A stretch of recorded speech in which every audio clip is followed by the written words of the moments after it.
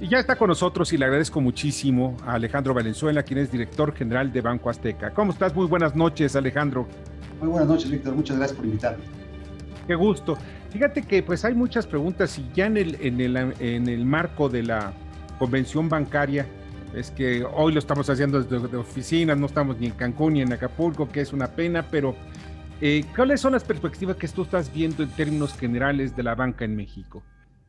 Bueno, lo primero es festejar que tenemos hoy en día una banca sólida, una banca que se ha sabido capitalizar, que ha sabido ser prudente, que hoy en día está acompañando al país sin descalabros como los que tuvimos en el pasado, particularmente en la crisis del 94-95, que fue realmente devastador para el país en su momento, y que hoy en día es un elemento que permite que el ahorro fluya con mayor eficiencia hacia la inversión, que tengamos un sistema de pagos más eficiente y que tengamos cada día más mexicanos bancarizados. Yo diría que el gran pendiente que tiene la banca todavía en México es que para su nivel de desarrollo económico como país, todavía no estamos a la par de economías como podría ser Colombia, como podría ser Chile, como podría ser el propio Brasil, y necesitamos seguir profundizando el sector financiero para que cada día, a través de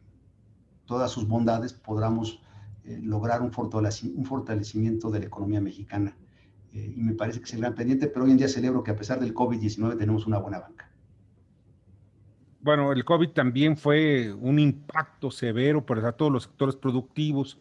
Dentro del marco de la banca, ¿cuál fue el impacto que tuvo por el COVID?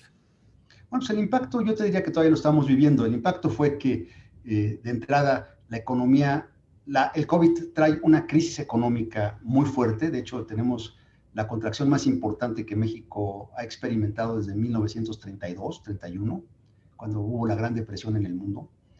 Y que eso pues obviamente generó que muchas empresas, particularmente en ciertos sectores, como pienso en el turismo, en la industria de la hospitalidad, ciertas cadenas productivas dentro de la propia maquila, se vieran seriamente afectadas. Ahí lo que hay que pensar, yo creo que es relativamente sencillo. Muchas de estas empresas que estaban perfectamente operando en condiciones óptimas de operación traen un choque externo. Muchas de ellas traían créditos. Al traer créditos, el acreditado no puede mantener el ritmo de pago sobre ese crédito al banco con el que lo tomó y se requiere una reestructura.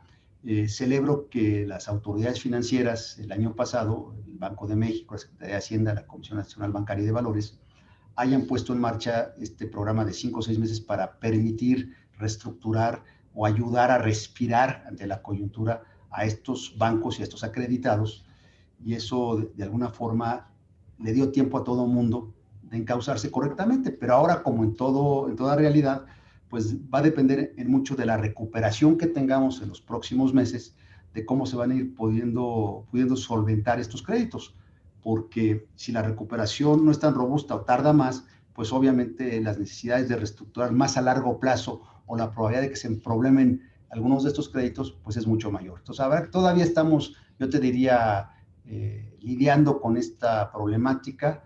Se ha resuelto razonablemente bien, pero no estamos fuera de esta hasta que la economía mexicana vuelva a experimentar tasas de crecimiento más robustas y vayamos dejando todo esto atrás.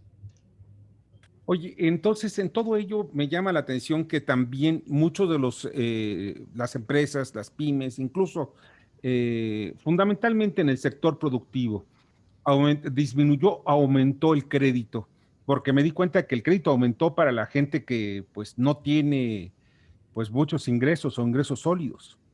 Pues mira, eso demuestra lo diversa que es nuestra economía. Nosotros en Banco Azteca somos un banco que atiende la población de clase media dinámica. Esto es, la economía informal, como muchas veces se le denomina, es principalmente uno de nuestros sectores que más atendemos. Y ahí lo que pudimos observar de manera muy interesante el año pasado es que esta fue muy resiliente y que de hecho pudo adaptarse razonablemente bien a la crisis del COVID-19. ¿Y por qué lo digo? Porque nosotros no vimos ningún tema de cambio en nuestra cartera vencida. Vimos también un crecimiento en la cartera de consumo y la cartera de crédito personal, y no tuvimos que acudir a los programas de congelamiento de crédito. Esto es, nuestros clientes no necesitaron, no nos pidieron, más que en un 4% del total de nuestros acreditados, de reestructurar sus créditos, lo cual es muy sorprendente, y más sorprendente cuando uno ve el tipo de contracción que vivimos el año pasado. Y si le quiero sumar a tu comentario, que realmente es muy potente, nuestra cartera crediticia creció en más de un 20% el año pasado. Esto es, por un lado, tienes una contracción económica muy fuerte, más del 8%, y por otro lado, el sector popular, en lo que a nosotros nos corresponde, nos pide un 20% más de crédito. ¿Qué nos está diciendo? Que esta parte de la economía está funcionando. Qué bueno. Y eso también es muy saludable, porque mientras haya dinero en circulación, está demandando también productos, demandar productos, demandas que las empresas estén activas, y esto es un círculo virtuoso. Sin duda alguna. Ahora bien, en cuanto a las perspectivas que tiene Banco Azteca, ¿cómo las catalogas tú durante todo este año, que todavía la pandemia no ha disminuido, pero ya hay una esperanza con las vacunas? Bueno, primero, pues que ha sido muy doloroso, ¿no? La cantidad de mexicanos que han fallecido en esto es un tema realmente tristísimo. 190,000 en la actualidad, y pues no estamos ya muy lejos de los 200,000. Muchos afectados, mucha gente sin empleo. Yo diría que el factor sine qua non es lograr que nos inoculemos lo más rápido posible. O sea, me parece que entre más estemos vacunados, más podremos ya salir sin miedo, sin temor, a retomar nuestras actividades, a retomar nuestras vidas ante la nueva realidad y dentro de la normalidad que sea permisible, y eso es un factor sine qua non. Segundo, sí, ya estamos observando una recuperación de lo que fue la difícil coyuntura del 2020.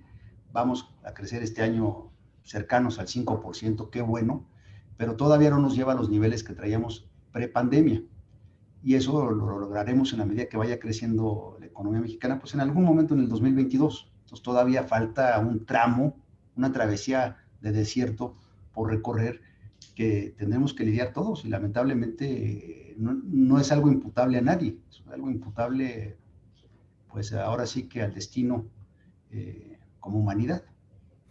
Pues sí, pues ahora sí que no hay culpables en ese sentido. Oye, pues como última pregunta, ¿hasta dónde crees que podemos los mexicanos pues todavía observar algunos movimientos intensos en cuanto a la cuestión de las tasas de interés, que he visto que han bajado, y esto es una muy buena señal, sobre todo para el consumo? Pero ¿qué es la tendencia que ves desde la banca privada, hacia ese tipo de indicadores que son generadores de confianza y bienestar? Tienes toda la razón, Víctor. Primero, celebrar algo que se discute poco, que es que gracias a que tenemos hoy en día fundamentales económicos muy sólidos, y yo diría de los más sólidos en el mundo, finanzas públicas sanas, un nivel de endeudamiento razonablemente bajo a pesar del COVID-19, y un nivel de inflación bajo gracias a una política monetaria responsable y autónoma del Banco de México. Pero a la vez, pues que tenemos una economía que se ha logrado diversificar, que tiene capacidades múltiples, y que va retomando el camino al crecimiento. Yo te diría que lo que tenemos que encontrar ahora es la fórmula para crecer de manera sostenible, con mayor dinamismo. México ha sido un país que en los últimos prácticamente 30, 35 años hemos tenido una tasa de crecimiento muy baja, alrededor del 2% en promedio en estos años. Necesitamos crecer al 4 o al 5%, entonces tenemos que ir encontrando la forma de hacerlo a través de la inversión. Tú hablabas de las tasas bajas, son tasas históricamente bajas, gracias justamente a estos fundamentales económicos, y que el mundo tiene hoy en día una política monetaria que está permitiendo este tipo de tasas de interés, pero no va a durar para toda la vida. Entonces, en la medida en que tengamos una muy buena economía en sus fundamentales, pues vamos a seguir pudiendo ofrecer tasas que sean atractivas tanto para el consumo, como tú indicas, como para la inversión, y esto pues obviamente sea un motor para el crecimiento de nuestro país. Pues de verdad te agradezco muchísimo, Alejandro, que nos hayas acompañado esta noche. Al contrario, Víctor, muchas gracias, y como siempre es un gusto poder platicar contigo. Para nosotros también. Te agradezco muchísimo. Alejandro Valenzuela, director general de Banco Azteca. Nosotros vamos a hacer una breve pausa y regresamos.